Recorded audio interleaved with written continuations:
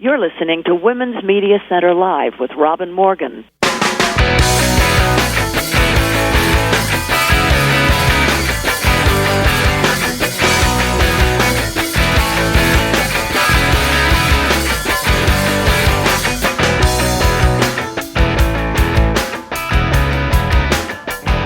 Greetings.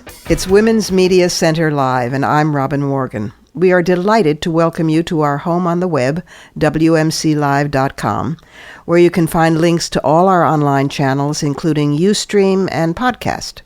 And the day after each program, you can also access a transcript of the show at womensmediacenter.com. Also, we really do want to hear what you're thinking, so tweet to hashtag WMC Live, or you can call the comment line 347-903-WMC1. Four remarkable women are my guest today. Cristina Azocar, Director of the Center for Integration and Improvement of Journalism and past President of the Native American Journalists Association. Judy Norsigian, old friend and a founder, author, editor, and executive director of Our Bodies Ourselves. Brenda Berkman, who almost single-handedly opened the New York Fire Department to women, talking about the overlooked women first responders of 9/11. And Dialla Shamas, who works to address the unmet legal needs of Muslim, Arab, South Asian, and other communities in the New York area that are particularly affected by national security and counterterrorism policies and practices, especially since 9/11. But first, behind the headlines. Lately, I've been thinking about personhood. It's getting harder all the time being a person. I don't mean being a mensch, a decent human being. That's never easy if you try to do it honestly. A friend of mine encapsulates this in a phrase, "Oh, for God's sake," she'll say about an exasperating colleague, "why can't he be a person?" No, I mean something else. It's getting harder to be a person because there's so much competition these days. Corporations are people now. Embryos are persons too now, despite not being corporations. This confuses me. At first I thought only embryonic corporations, those waiting for venture capital infusions into their fiscal placentas, qualified. But apparently fully adult corporations, even multinational ones, are people. That makes me wonder whether embryos and corporations are different kinds of people, ethnicities, if you will, or what some erroneously term races. Well, you can imagine how uncomfortable that made me. Race doesn't actually exist, you know. It's just a matter of vitamin D and melanin, which defines skin pigmentation, absorbing 99.9% of ultraviolet in sunlight as heat. Without it, UV radiation damages DNA through sunburn and skin cancer. Back home in Africa, when we all were back home in Africa, under the intense sun, sufficient melanin was an evolutionary survival advantage, so we all had very dark skin. Then some of us migrated north and east around the globe. North of the equator, where sun exposure was far less, paler skin allowed more sunlight penetration, meaning we could internally produce more important vitamin D. So in the north, paleness became a survival advantage. Then, as people settled in different areas, their local genetic mixes bred local characteristics, geographical ethnicities, so to speak. But race itself is a total myth. It's all about getting enough vitamin D.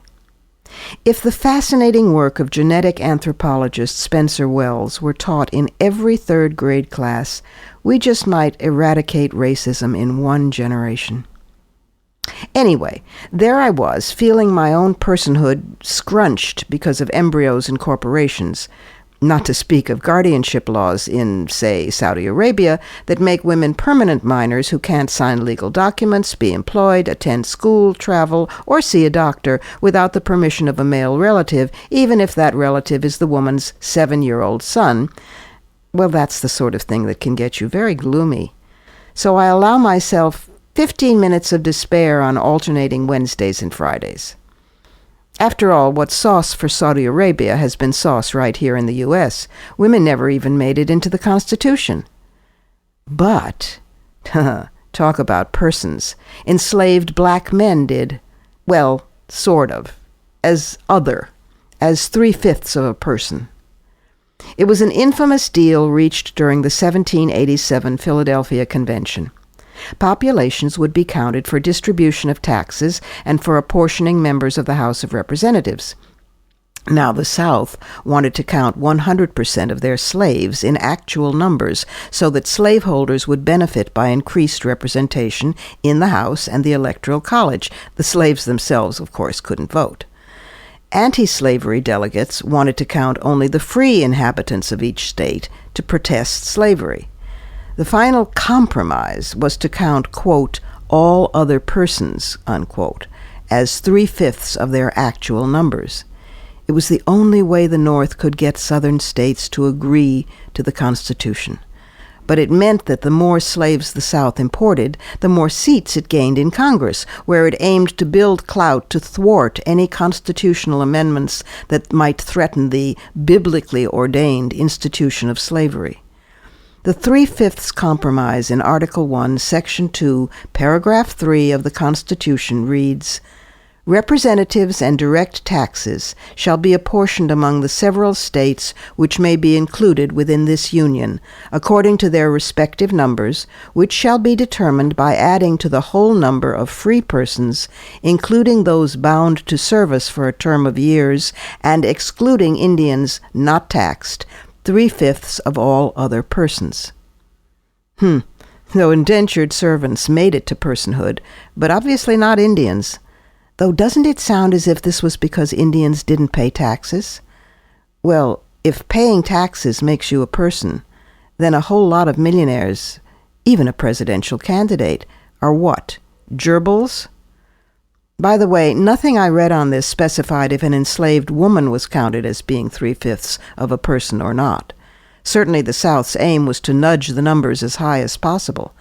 So then, was Alexander Hamilton, the one founder believed to have African heritage, using the generic men as inclusive of everyone, or did he mean it literally when he wrote about the compromise these words? Much has been said of the impropriety of representing men who have no will of their own. They are men, though degraded to the condition of slavery. Me, I'm thinking about declaring myself a proud unperson, a human, an earthling, because, personally speaking, I care about words and about the company I keep. And that's behind the headlines this week. Now for our first guest. Dr. Cristina Azocar, otherwise known as the wonderful Cristina Azocar, who is a member of the Upper Mattaponi tribe, the director of the Center for Integration and Improvement of Journalism. She teaches journalism at San Francisco State, teaches classes on diversity in journalism. She's a past president of the Native American Journalists Association, and she is a sister and colleague on the board of directors of the Women's Media Center. So welcome, Cristina. Thank you, Robin. I'm very excited to be a part of this radio program. Well, we're very excited to have you as a part. Talk a little bit about the work that you do in terms of getting more diversity into media, and in particular, changing the images about the indigenous peoples of this country. Well, the Center for Integration and Improvement of Journalism was founded 22 years ago here at San Francisco State University to really diversify the nation's newsrooms. Our vision is to make news more inclusive from the classroom to the newsroom.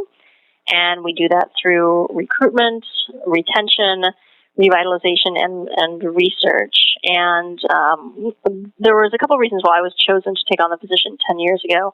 One, because of my long history at CIJ. I was a student, and I was very, very concerned about the coverage of people of color, in particular Native Americans, being Native American. And I was a student who was also on the verge of dropping out. And so we really, especially now, it's a political election. It's time to figure out, who is going to be our next president, and what we really want to know is who can influence the vote. And so part of the research that I do is looking at the coverage of people of color, and I'm right now very interested in how Native Americans can actually change a vote, change an election outcome. This is so important. Just the other day, I was fulminating to a friend about, it's terrific that they finally talk about the women's vote, and they've been talking for a while about the black vote, and now they're talking about the Hispanic vote. But I said does anybody pay any attention to whatever happened to the Native American vote, the original Americans? And it must be there, but the press certainly doesn't cover it. Exactly, and a lot of people do not know that it wasn't until 1924 that Native Americans got the right to vote, and in fact, in Utah, it wasn't until 1956 that Native people got to vote. There's a lot of arguments against giving Indians rights to vote, and honestly, a lot of Indians did not necessarily want to vote either because they thought of it potentially as an act of treason. But now we have a very different attitude among Indian people, and we can actually change the outcome of elections and have done so. There's a lot of evidence in the 2004 and 2006 elections where getting enough Native people out to vote actually changed the outcome of the election. Wow. Where can people get a hold of this research somewhere? Do you have it? So I have, I basically went online and compiled it. I am happy to share it with anybody who's interested. I've shared it with other professors. I presented it at a conference in 2008 or 10, and also this year, the Association for Education in Journalism and Mass Communication. And I'm very happy to talk to anybody about it. There were also in 2006, there were about 15, 20 Native American candidates in different races around the country. It's actually pretty easy to find the information, but nobody'd done it before. But nobody's done it because people think, well, there's such a low population. How are those people going to be able to change the vote? But change an election? But the projection is by 2050 that the Native American population will be about 15 million people. Almost 3 million natives are also Hispanic or Latino. Of course. So, and 60% of the native population are urban. So we are not necessarily on reservations, and people think, oh, those people on reservations, they don't vote. But in fact, 60% of us are not on reservations. So we have a small group, but we have a very powerful group. Amazing. And the women of the candidates that I can recall running at all who were Native American from the last year or two, 3 period, they were women, mostly women. Mostly women. Winona LaDuke ran with Ralph Nader a long time ago. She's very prominent. However, the list that I was able to compile, there was a mix of men and women.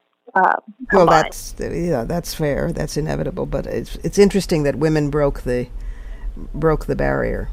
Well, in many tribal communities, the women they're matrilineal societies, and women hold the rights to property and passing down names and all sorts of stuff. So it's not surprising, and women are the protectors of our communities, and protector. That's a part of not just your own family, but your entire tribe or your nation.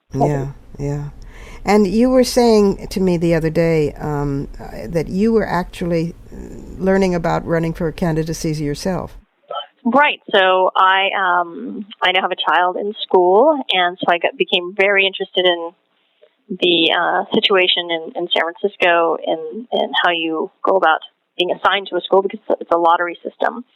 And then one day, not long afterwards, I saw that the woman who runs the Exceptional Women in Publishing EWIP, Thea Selby, who I know through different avenues, and who is a colleague in journalism, was going to be running for district supervisor. She's a small business owner, and so I asked if I could work on her campaign so that I might learn also how to become a candidate. And I tell you, it's a lot of work. It's a lot of work just volunteering for a campaign, but it's really important. I don't think that a lot of women know that you can. There's actually a program called Emerge, And Emerge helps women. It's basically a political leadership training program. Is it national or California? It is national, actually. Okay. Absolutely. Right. So it's they have scholarships. It's a big time commitment, but it is a pretty it's a pretty amazing it's a pretty amazing place to learn how to be a candidate and to figure out if it's also right for you to do. So it's Arizona, California, Kentucky, Maine, Maryland, Massachusetts, Nevada, New Mexico, Oregon, and Wisconsin right now. And it's run by women, and they have a lot of women who have gone through the program or are just in politics. Are mentors and allies. That's so important, because if there isn't a hand reaching out and down, it's so hard, and we can't keep being the ones to break the ice. There has to be somebody. The old saying: the first one on the ice gets the most cut, the second finds it's broken, and the third finds it's gone. So exactly. The mentoring is crucial. And what I found, I went to the one meeting as a sort of an orientation meeting, and I was really impressed by the diversity of candidates. Not just racially, because this is San Francisco, so you're going to get the racial diversity, but in terms of class. There were moms there who had brought their kids because they didn't have any other options for care. There were women who were community college students who wanted to change the system. How exciting to think of these people running for office and winning, and what that would look like. Wow. Exactly. I am so sorry we have to go. We're out of time. But I get to talk with you on other occasions, but you'll just have to come back lots and be on the show. That's all. Well, I am very happy to anytime you want, and I am very excited that the show is on, and I look forward to hearing the other women's voices that are going to be on. Thank you so much, Cristina. Thank you, Rob. Big hug. Lots of love. Bye-bye. Lots of love, too. Bye-bye. We're going to take a short break here. Meanwhile, let us know your thoughts. We have a comment line at 347-903-WMC1. This is Women's Media Center Live, the talk show with a brain. I'm Robin Morgan, and next up is Judy Norsigian and the Our Bodies, Our Votes campaign. Don't go away. Coming up, the co-author of the groundbreaking book, Our Bodies, Ourselves, discusses the national campaign to educate women about their rights to essential health services. Judy Norsigian joins us next. You're listening to Women's Media Center Live with Robin Morgan.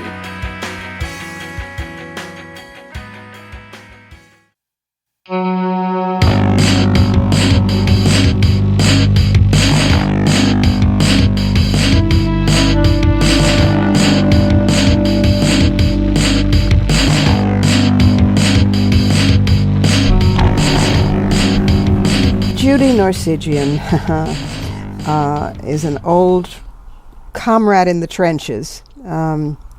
She's one of the founders of Our Bodies, Ourselves, which is also known as the Boston Women's Health Book Collective.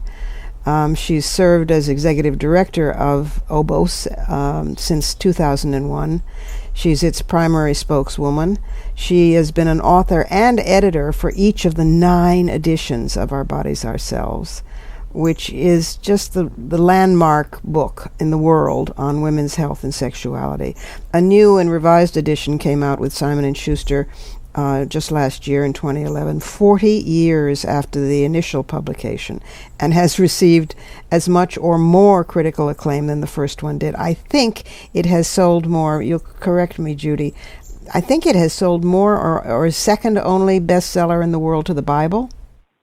That's not true, but it sold about 4.5 million copies. Well, that's pretty impressive. Somehow there's a rumor out there that it sold as much or more than the Bible, and that made my day when I heard it. So, no. but it should have. It's still going on, and it's generated, courses and actions and studies, and now its own national education campaign, Our Bodies, Our Votes. So let's start with talking about that. Okay, and I will say that some people do refer to it as the Bible of women's health. Maybe that's what you were thinking. And in its 9th edition, it's got the best of evidence-based information with women's experiences and resources on the internet, and it's in my mind our best edition to date. Really exciting, and the involvement of younger women in the leadership. The major two editors are younger women. It really reflects the growth and transition of an organization that's now more than 40 years old. But one of the things, of course, we're all deeply concerned about right now is a possible setback of enormous proportions to some of the gains we've enjoyed. And we've been on this path for quite a while to improve access to reproductive health information and services for women of all ages. And although we've done worked on other issues, I think the core of what we've done all these years has been sexual and reproductive health, and that includes childbirth and STIs and abortion and pregnancy, the birth control, all of the issues, and including violence, which is cross-cutting. And you broke the silence on many of these issues. Absolutely, and we didn't do it alone. One of the things we are very quick to say is that the reason this is such a valuable and reliable and trustworthy resource is that hundreds of people have worked with us, often on a volunteer basis, to make sure this was the best information and had the best stories and the best resources to help women make decisions, both about their personal decisions, what to do about a diagnosis of breast cancer or endometriosis, or what to do about a local school committee plan to bring in abstinence-only sex education to the curriculum. So it's not just about your personal decision-making, it's about what you do in the community, what you do about policy setting and influencing policymakers to make sure that women get the best deal possible. And I have to say it's been, a little bit cowing to watch what's going on, to see so many legislators threatening women's access, women's gains. And one of the things we want to do with Our Bodies, Our Votes campaign is to make sure that younger women understand what the policies are on both sides of the fence, what the platforms are on the Republican side, on the Democratic side, to be well educated and then to go ahead and make the decisions that meet their values and their goals. And the vast majority of women want access to contraception. They want to make sure that they can afford it, that ideally there are no copays, and they need to know what is out there in terms of policy proposals, which legislators are advocating for certain positions as opposed to others. And we don't take a position in Our Bodies, Our Votes about whom you should vote for. This is a personal decision. We're a nonprofit. This is a nonpartisan effort. And I have to say, just a few weeks ago, probably some of your listeners found out about the road trip to visit Todd Aiken's office. Yes. To bring copies of Our Bodies, Ourselves. But we're an equal opportunity educator, and the women who drove down from Chicago also brought copies to Claire McGaskill's office. Good. There's no dearth of everybody could use more education, exactly. in particular legislators. That's right. And after we did this campaign to, start sort of educating, we thought Congress and women one by one and senators, somebody said, oh, no, you have to have an Obos Goes to Congress campaign and get a book into every single office, and you need to start raising the money right away. We're about to do that. It's not even at our website, but we will be launching in the next week or so a campaign to raise funds to make sure that every member of Congress has a copy that's brought with a special letter signed by a group of individuals and may actually be hand-delivered by a bipartisan group of women legislators. That's a possibility. Judy, that's dynamite. Is there a place that if people listening to this want to send money or donate, or where should... Absolutely. Website? All you have to remember is ourbodiesourselves.org, and as soon as you go there's a donate button, and you can give online. You can also email us, office@bwhbc.org, with an idea, or if you want to target your donation in a certain way. We do allow large donations to be targeted for one or another of our programs. We're working with more than a dozen global partners who've taken Our Bodies, Ourselves and transformed it to meet their cultural and linguistic needs. Some women who are deeply committed to the global women's health movement want to support those initiatives, and we've been been very blessed to work with extraordinary global partners, and many of them came to our 40th anniversary symposium, which was held at Boston University last October, and we have fabulous YouTube clips from the symposium panel sessions, so you can see our partner from Tanzania or Armenia, or the Palestinian and Jewish Israeli women from East Jerusalem, or the women, someone from Senegal, women from Serbia, and just, their passion, their interests, the Armenian and Turkish women were extraordinary. I mean, I know your listeners are probably well aware that after decades of a comfortable situation with access to legal abortion, the current Turkish government is hell-bent on totally eliminating access to the abortion. rollbacks, A huge rollback. And it is about the fundamentalist, tirade and the bulldozing, and it happens in every single religious community. You've got your extremists. Sometimes it seems to me like they've all read the same primer, how to make women crazy. I mean, if you take the identifying names off certain quotes, and it's something to do if you're feeling strong on a rainy day, and you put them all in a hat and you mix them up and you pull it out and try to identify which one said this. Was it the Pope? Was it an Ayatollah? Was it a fundamentalist evangelical? Was it an extremist Hasidic Jew? It doesn't, because you can't do it. They are basically all saying the same thing, and it starts with control of women's bodies. Exactly. And I think that many younger women don't often see what's coming at them. Something looks reasonable, it looks okay as a plan or a proposal, and then they get closer and they see, this isn't for me. And, I think it's one of the reasons, Loretta Ross, who's the founder and national coordinator of Sister Song, Women of Color Reproductive Justice Collective, yes, she described Our Bodies Ourselves at our symposium as one of the most subversive books out there. And I think it's because we have really encouraged women to challenge the norms in their communities, even if they live in a conservative community. Do these norms meet my needs? And the book in women and gender studies courses has really opened wide new doors for young women and men who've been in these particular courses where the book has been used as a text. And we were so honored last year when Time magazine considered it one of the 100 best and most influential books, nonfiction books written in English since 1923, and then it was followed by the Library Journal's pronouncement that it was one of the 8 best consumer health books in 2011. And then a couple of months ago, the National Library of Congress began with a wonderful exhibit and said this is one of the 88 books that shaped America. And it's true. It's absolutely true. And it's in how many translations? Well, it's in a couple of dozen translations, and some are in the works. And some of them are not complete books. They're booklet formats or they're digital formats. And, for example, the Russian edition is completely online, but there is no print book available. It's just too expensive to produce print copies there. But what's but wonderful... I just want to say that despite this enormous interest and passion, the reality is that groups like ours, who have always been small, our budget has always hovered a little bit above $500,000. We're not a large group, though we have a large footprint.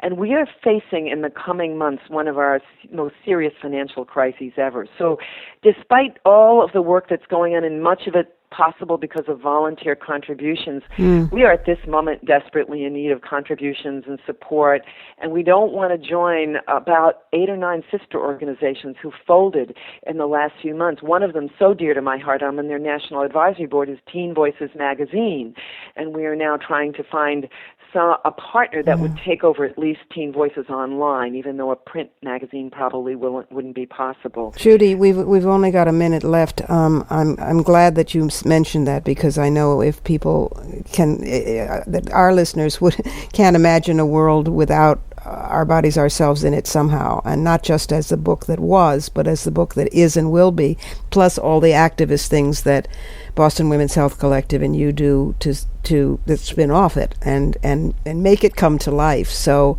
we're with you on it. We will all do whatever we possibly can, and we will be involved in any way we can with the campaign. Well, I want to thank you, and thank you for all you're doing at the Women's Media Center, because this is so important. And, it's so much less the print word and so much more, what we see in cyberspace that's going to influence our thinking these days. Listen, wherever the space is, we want women to be there and to be visible and to be powerful and to be healthy. And that's what we'll continue doing. I love you dearly. Take care of yourself. You too. Great to talk to you, Robin. And I hope to see you soon. Yep. Take care. Bye-bye. Bye-bye. We have a new little feature that'll come in and out periodically called News You Can Use. And this week it's 2 items. The first is very practical and very popular on campuses now, but there's no reason it needs to be restricted to campuses. There are apps for smartphones which are safety apps. If you're being harassed on the street, if you're being menaced, if you're in trouble at home, for that matter, in terms of domestic violence, there's just one button that you press. It alerts as up to 6 friends. It can alert the cops in some cases. If you're on the street using GPS, it lets you know which stores are still open that you can duck into. It has more in-depth features such as counseling and battered women's shelters for people who are in bad domestic situations. One is called Be Safe, the letter B and safe. One is called Circle of 6. There's a number of them. They're all free of charge, and there's about 40 of them. So check your app store, because it's the kind of thing I think that, well, basically every woman should have, and probably some men. The other news you can use is actually good news for a change. There's a new study out called Independent Women Behind the Scenes Representation on Festival Films.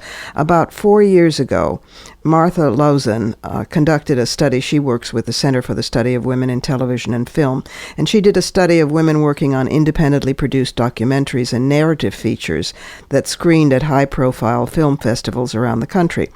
Now she's just updated the study, and it reveals that the percentages of women have increased in virtually every behind-the-scenes role considered. The findings regarding women directors on documentaries are particularly stunning. In 2011 to 2012, women comprised 39% of directors on documentaries, compared with only 5% of directors working on top-grossing films. They're the ones, of course, is where the money is, but women accounted for 18% of directors on independently produced narrative features, so this is actually good news. Slow but steady wins the race. It's time for another brief pause, so you tweeps can tweet us a comment at #WMC Live. I'm Robin Morgan, and this is the talk show with a brain.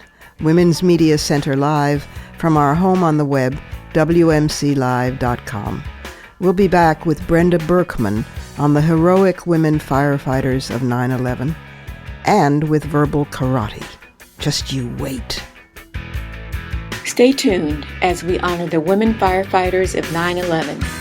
Brenda Berkman, one of the first women on the New York City Fire Department, talks with Robin when we return. You're listening to Women's Media Center Live with Robin Morgan.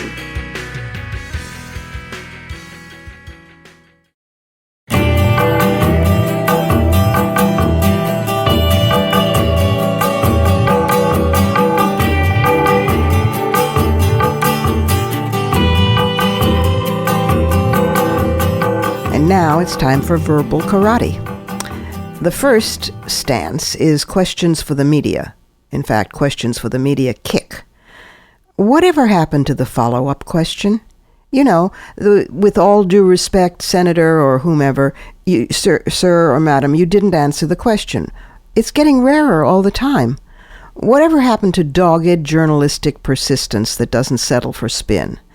Helen Thomas, where are you when we really need you?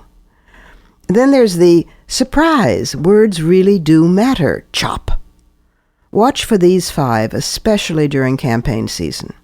1. The problem. Expressions like the Indian problem, the black problem, and the woman problem, in effect blame the victims for their own oppression, as if the griefs visited on them were their own fault. Literally, that's your problem. Of course, where there's a problem, there should be a solution. Hitler's, quote, final solution to the, quote, Jewish problem illustrates just how totally inappropriate problem terminology is. 2. Partial birth abortion. Expect this totally inaccurate term to be trotted out again by anti-choice friends of the fetus. The correct name for late-term removal of a non-viable fetus is intact dilation and extraction. That's the term used by the American College of Obstetrics and Gynecology. But a shorter, also accurate name is simply emergency abortion. 3. Ownership society, as in, if you own something, you have a vital stake in the future of our country. Bush said this a lot. Romney barfs it out. It sounds okay, but actually it means the reduction or elimination of taxes on savings and investments, thus helping those who already have, savings and investments. So the more money, the more most. What would help the average person is a reduction of taxes on wages. 4. It's not gay marriage that's the issue. It's marriage equality at stake. Last, watch out for illegal. It's an adjective, never a noun. Now it's time for our next guest as the anniversary of 9/11 approaches. Our next guest is Brenda Berkman, whom I've known for some time and admired for all of it and even earlier. She, in 1982, was one of the very first women on the New York City Fire Department service. She was the one, already being a lawyer and a historian, to file a lawsuit as to why they had different test standards for women. So although we're going to talk a little bit later on about the women at Ground Zero, of which she was one, and there are extraordinary stories about the women heroes who got overlooked at Ground Zero. Brenda, I'd like to start with some of those amazing stories that you've told me about the first days of integrating the fire service and the kind of bitter welcome that awaited women at the firehouses. Well, first of all, Robin, thanks for having me on today. We are about to celebrate the 30th anniversary of women coming on the job in 1982. So, congratulations. Thank you. We've been looking through all of the historical documents that I've tried to collect over the years to document our coming on, and it brings back some of the really nastiest of the stuff that went on, most of which never really hit the papers because women didn't want to talk about it. It only increased the harassment if, in fact, you went public with what was going on. So, we had really bad stuff going on, like physical assaults of the women firefighters. We had our air tanks drained. We had other forms of our protective gear messed with. We were isolated so that some male firefighters wouldn't talk to us or train with us or even eat with us.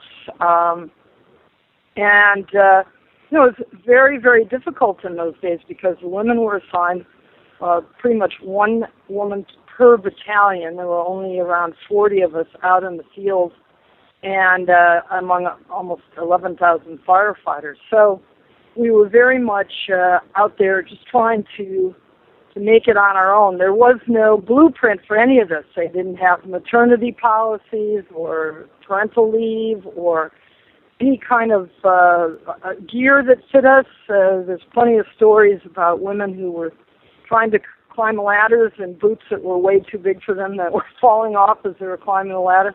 It just was, in a lot of ways, it was really, really difficult. And of course, the public doesn't know a lot of this because women were silent about it. They found that if they spoke up, they just got harassed worse. So that was one of the reasons why I formed an organization, the United Women Firefighters, which is also celebrating its 30th year this year, and to try and support one another. Amazing. And I wouldn't say we got a lot of support from either politicians or the public, where they'd ask these loaded questions of the public saying, do you want women to be hired as firefighters if they're not meeting the same strict standards of physical abilities that the men are required to meet? I mean, when you frame that question like that, of course people are going to say no. We don't, of course. We don't want of course. those kind of, and we didn't want that either. What we wanted were true job-related standards. And that's what got me in so much trouble, because there was nothing that was really being put out there, not from the New York Times. It was a complicated issue, and people just didn't want to deal with it. They still had this idea in their head about, only men can be heroes, only men can do physically demanding tasks. Remember, women weren't allowed to do a lot of even athletic events. That's right. That's right. It was all this. Culturally, it was a different time, although not so much, because we saw this again after 9/11. I was just going to raise that. I mean, today the number of women in the fire service has actually shrunk. Isn't that true? Certainly the number in New York City has shrunk. Yes. We came in with around 40, and now we're less than 30. So is that partly because they don't recruit? Well, there's many reasons for that. Part of it is the lack of real commitment on the part of the fire department, although, that being said, they have more women now who have applied to take the fire test than at any time in history by a lot. And I attribute at least part of that to the economic conditions. People are really scrounging around for any kind of a good-paying job. Of course. It is a fantastic job for women. So, for people, anybody, but, women don't realize that opportunity is out there because they don't even see women riding around on the fire truck. Yeah, that's what we always say, is you have to see it to be it, and then it's very hard, very hard. Yeah. Let's talk about, you were featured in the book Women at Ground Zero, and I know you were among the first responders, and other women were. Please tell us, because it's not known, and in fact it's been ignored and overlooked, about the role that women played there on 9/11 and thereafter. I don't know if you've noticed, but practically no one's talking at all about 9/11 this year on the 11th anniversary. Last year was a very different matter, and pretty early on I decided that even though women had been totally ignored in the coverage of 9/11 while it was happening, with the exception of this book that you mentioned, The Women at Ground Zero, that was done by Mary Karuba and Susan Hagen, actual interviews with the women first responders, there's really nothing out there, and we could not get the press to be interested in the fact that women were right there alongside of their male coworkers doing exactly the same stuff, taking exactly the same risks. And 3 of them lost their lives that day. Moira Smith, NYPD officer, Kathy Mazza, Port Authority cop, and Yamel Marino, an EMT. And yet, zip. And so when the 10-year anniversary came around, and by the way, I thought that was an inspiring story. Here we are fighting the Taliban, the terrible oppressors of women. We're going to bring to the Afghan women the freedom that they cannot enjoy under the Taliban, when we're ignoring the inspiring story of all these women who put themselves at risk. That's the real United States. That's the opportunities that we offer to our people. And it's a great story. And it's a great story. You're right. I mean, this is one of the reasons. This is one of the reasons we formed the Women's Media Center. Was this kind of practice the point is to make women visible and powerful in the media, and this was a case where women were powerful, but the media did not make them visible. Exactly. So last year, we went to everybody in the world, and New York One did a little piece, the local station, Huffington Post, because there was a blog, a women's website called Women You Should Know, done by a couple of women that I, met accidentally, and their piece of me got picked up by Huffington Post, and it got a lot of play. But we could not, what can we do PR helpers. What can we do to change this then? I think women have to wake up and realize that their sisters are out there doing this kind of stuff, and they are not getting any kind of recognition for it. it's too bad we can't have for women firefighters the kind of visibility that was given to like women cops with Cagney and Lacey, or that's women, what we need. Athletes with the Olympics. That would be so great to have a television series on women firefighters. It would be amazing. It's hard. I'm telling you, they want to. The only women that you see in those fire programs, those fictional fire programs, are women who are the girlfriends, the wives. I noticed. I noticed. The people that they hook up with. Listen, Brenda, I know that's not what we have in mind. Do you? I know that you do tours and work with the memorial there. Talk a little bit about that, and how do you cope with the 9/11s and the work that you do about it now? So on 9/11, I lost 250 people that I had worked with in the fire department, including some of my closest friends. And this was really very shattering for me. And I was looking for different ways to try and, talk about them, but also to give back to the community and to tell people about women and women's roles down there along with the men. And so I found this group called the Tribute Center that was formed by the 9/11 Families Association down at the Trade Center. And they offer these walking tours. And all of their guides for the walking tours have some kind of personal relationship to 9/11. And the great thing about these tours is, it's not about hate, it's not about retribution, it's about, what happened to people down there on the day, what was the Trade Center like before, and what's it doing now, and how can we make the world the kind of place where people don't want to take airplanes and fly them into buildings that kill thousands of innocent civilians. Why does it not surprise me? That's why I got involved in that. Yeah, why does it not surprise me that A, you were one of the first responders, and B, now you're responding in this other different way? It's beautiful. I have to go. Okay. No, it's frustrating, but we have to go. But thank you so much for doing this, and thank you for everything that you do every day, and also for transforming yourself into a wonderful artist. Thanks, Robin. I just want to remind people, that we need to keep alive the memories of the people who lost their lives on 9/11, and do what we can to make our communities better. We'll take another short break here.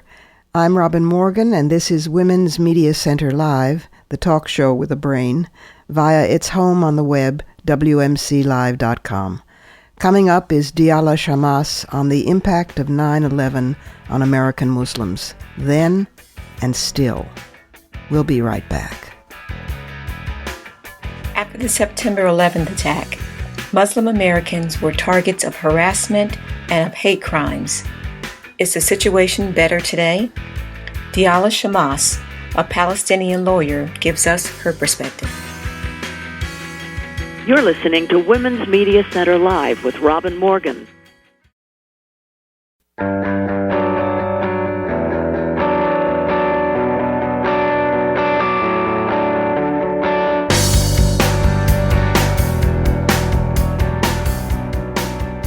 Dialla Shamas is a Lehman Fellow working with the CLEAR project, that's Creating Law Enforcement Accountability and Responsibility.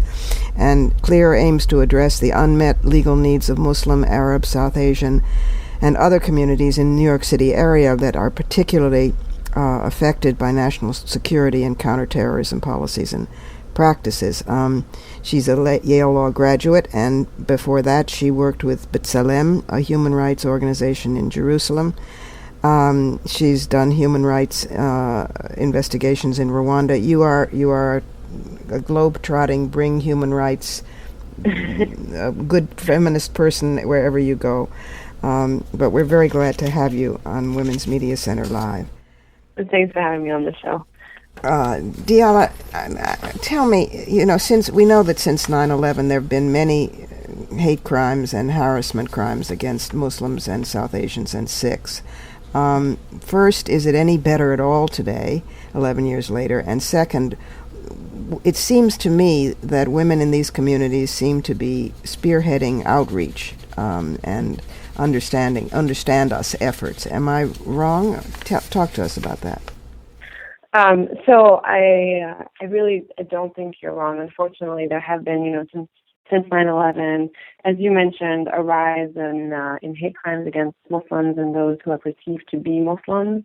The Sikh community has been the primary target of those crimes also, as we were reminded of this summer, unfortunately, in the tragic events. But there is, that's one aspect are the hate crimes, which are fueled by misrepresentations in the press and political climate. And I think another aspect that's really important to highlight is the more government-driven discrimination that isn't. So when I think of hate crimes, I think of sort of private actors, but we also really have to look at what U.S. government policies, law enforcement policies have been post 9/11, both at the federal level and at the local level, and that's where I think we see many of the symptoms of this broader problem.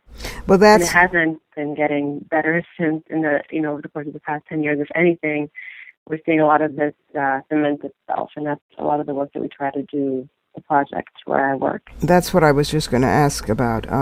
You've been specifically working with Muslim and Arab American and others affected by these law enforcement policies. Talk about the work that you do in these communities in the New York City area, that are the ones that are affected by counterterrorism law enforcement policies on innocent communities.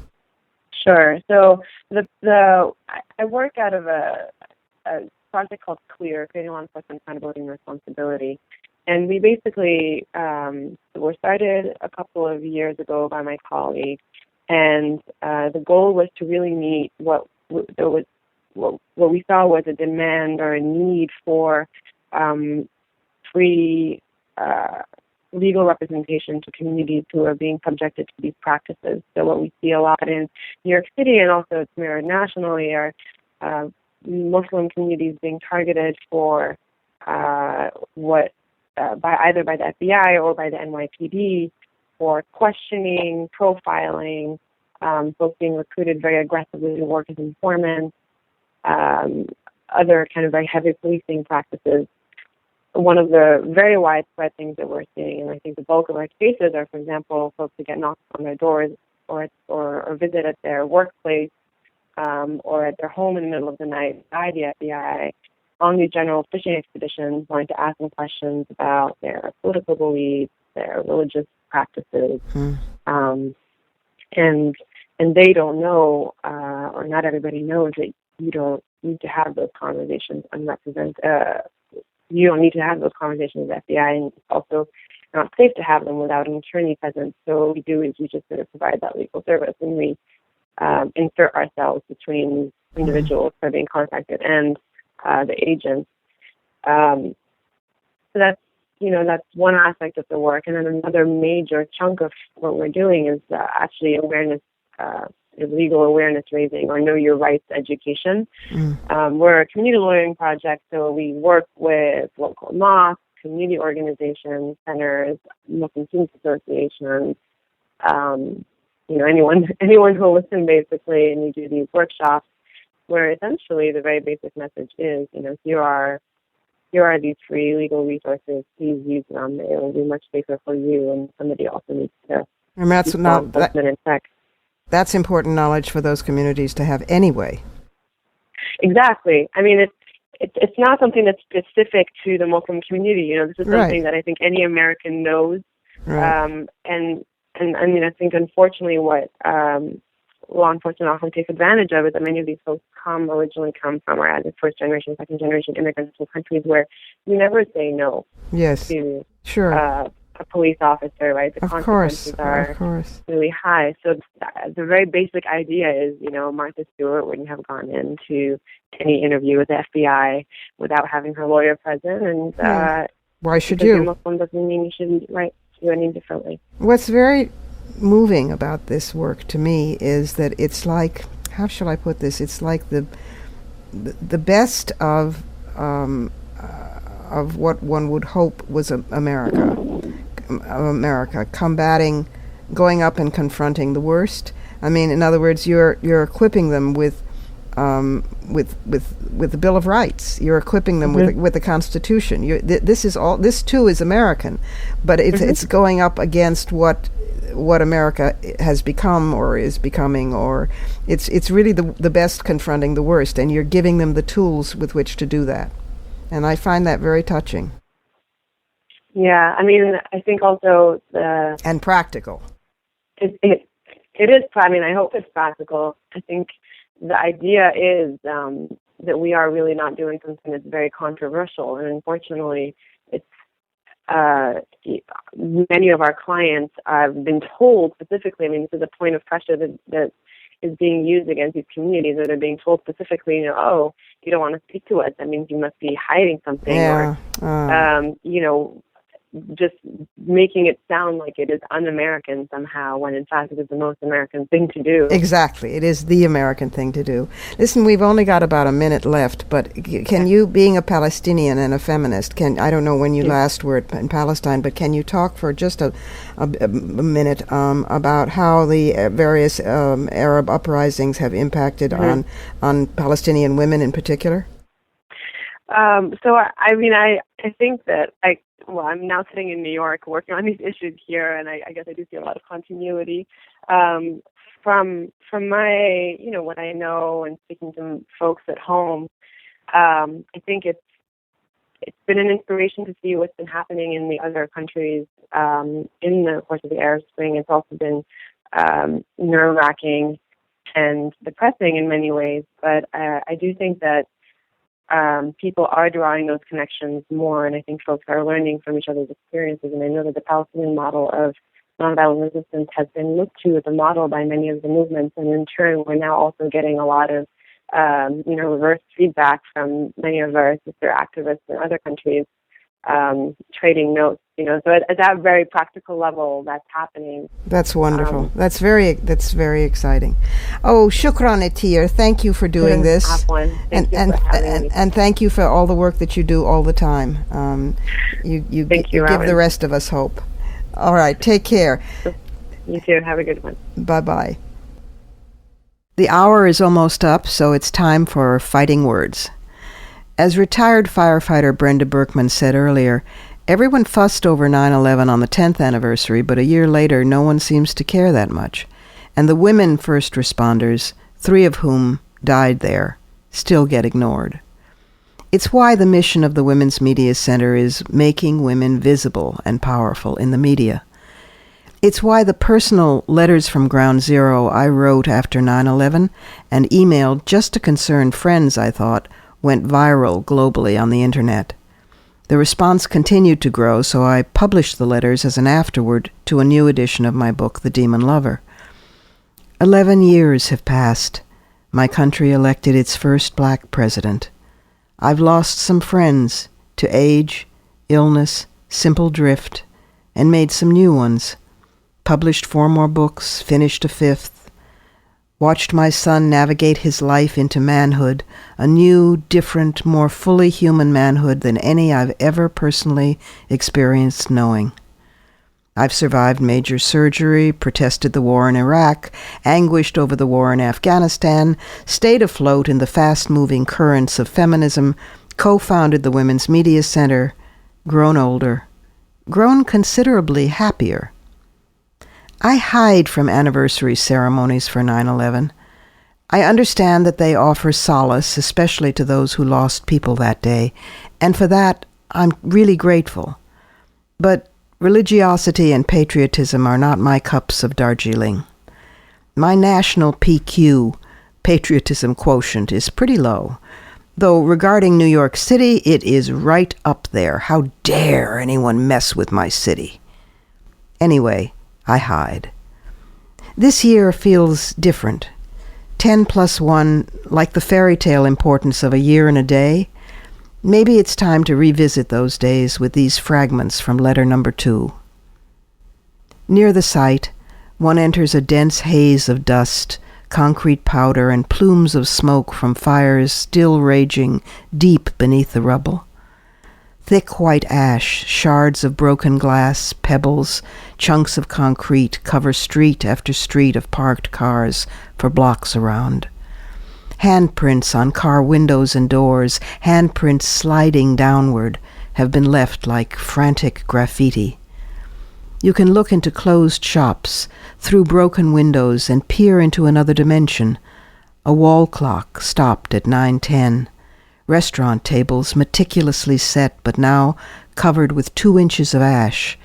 Grocery shelves stacked with cans and produce bins piled high with apples and melons, all now powdered chalk white.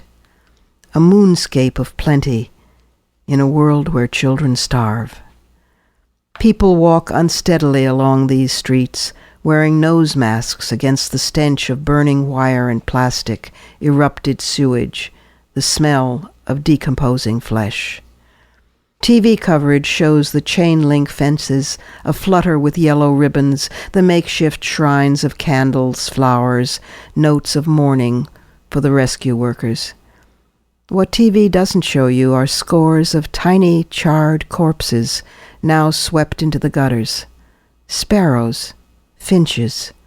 They can fly higher than the larger-bodied pigeons, so they would have exploded outward, caught midair in a rush of flame, wings on fire as they fell. Who could have imagined it? The birds were burning. You pass enough of the missing posters, and the faces, names, descriptions become familiar. The Albanian window cleaner guy with the bushy eyebrows, the teenage Mexican dishwasher who had an American flag tattoo, the janitor's assistant who'd emigrated from Ethiopia, the Italian-American grandfather who was a donut cart tender, the 23-year-old Chinese-American junior pastry chef at the Windows on the World restaurant who'd gone in early that day so she could prep a business breakfast for 500. The firefighter who'd posed jauntily wearing his green shamrock necktie, the dapper African-American mid-level manager with a small gold ring in his ear who handled minority affairs for one of the companies, the middle-aged secretary laughing up at the camera from her wheelchair. Now the sirens have stopped, but the drums have started. Funeral drums, war drums. 10 years plus 1, after thousands more deaths of U.S. women and men in the military, of Iraqis, of Afghans, the troops are going home, the wars winding down, the new buildings going up. In some ways, the 9th of September 2011 is only now ending.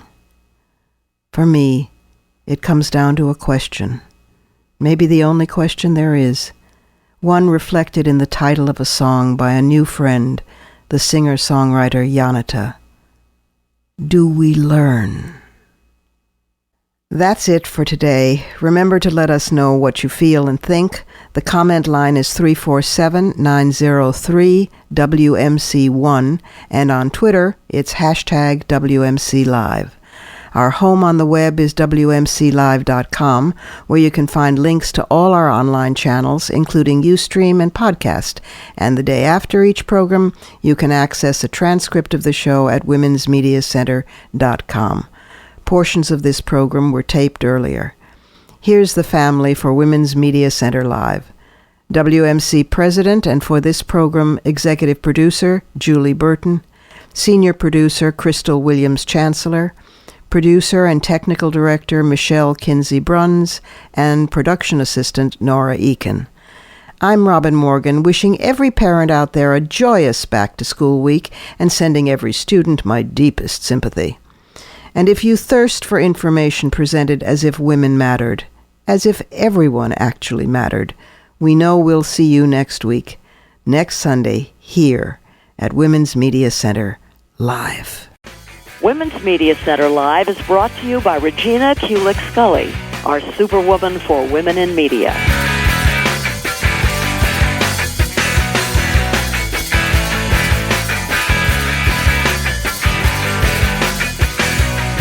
You're listening to Women's Media Center Live with Robin Morgan.